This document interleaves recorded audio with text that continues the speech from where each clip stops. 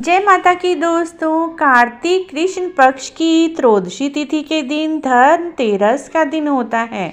इसी दिन धन्वंतरी जी के अलावा माँ लक्ष्मी जी, धन के देवता कुबेर जी की पूजा की जाती है। इस दिन को धन्वंतरी के जन्म दिवस के रूप में भी मनाया जाता है। इसी दिन भगवान धन्वंतरी जी का जन्म हुआ था। इसके अलावा इस दिन भगवान कुबेर जी, माता लक्ष्मी जी की विधि विधान से पूजा करनी चाहिए।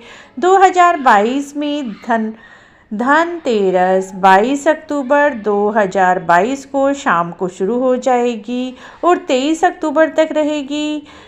पूजा दोनों दिन की जा सकती है, 22 अक्टूबर को शाम के समय और 23 अक्टूबर को आप सुबह सुबह ही पूजा कर लें।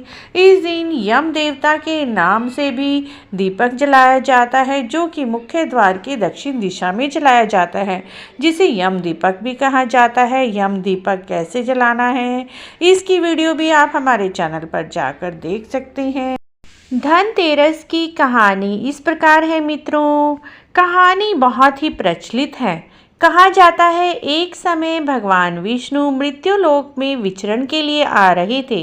तब माता लक्ष्मी जी ने भी उनके साथ चलने का आग्रह किया।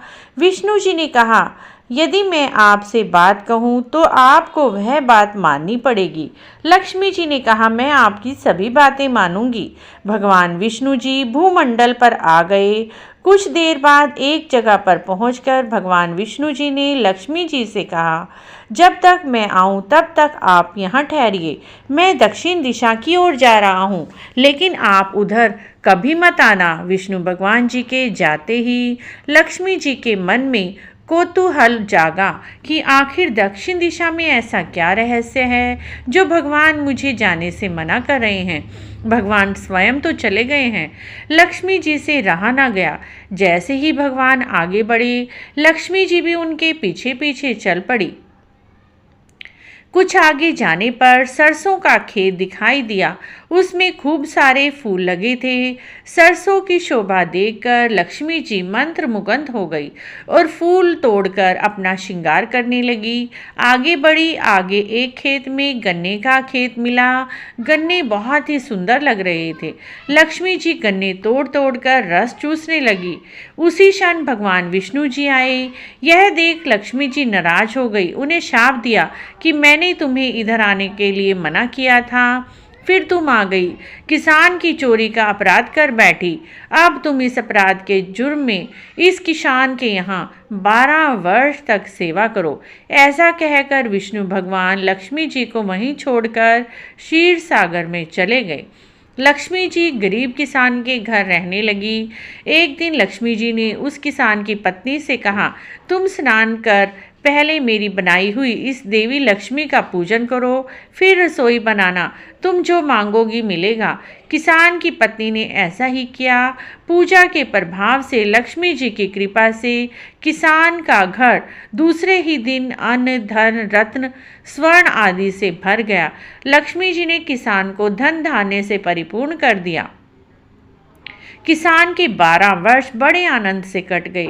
12 वर्ष के बाद लक्ष्मी जी जाने के लिए तैयार हुई। विष्णु जी लक्ष्मी जी को लेने आए।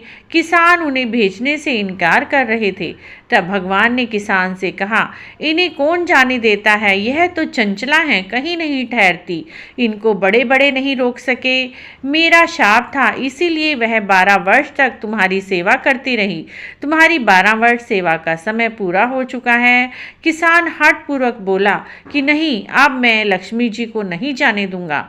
तब लक्ष्मी जी ने कहा, हे किसान, तुम मुझे रोकना चाहते हो तो मैं जैसा कहूँ वैसा करो। कल तेरस है। तुम कल घर को लीप पोत कर स्वच्छ करना। घर में घी का दीपक जलाकर रखना। शाम के समय मेरा पूजन करना।